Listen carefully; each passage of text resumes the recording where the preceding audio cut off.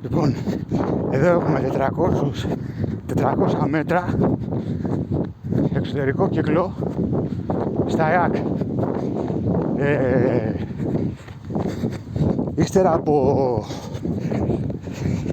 Ύστερα από 10 μήνες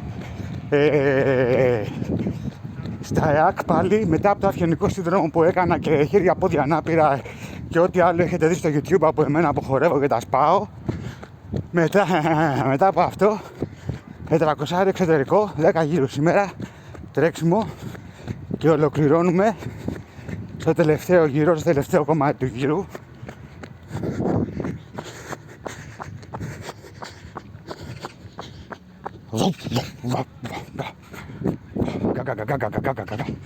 Και ολοκληρώνουμε στο τελευταίο κομμάτι του γύρου με sprint 100 μέτρα.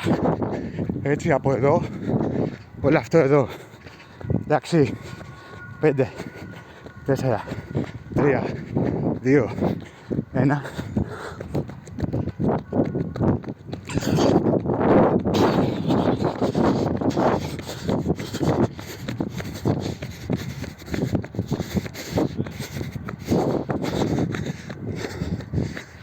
Στον έκτο. Λοιπόν, και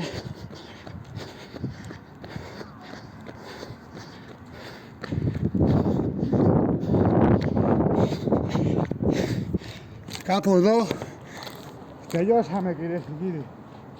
Τελειώσαμε. Ναι.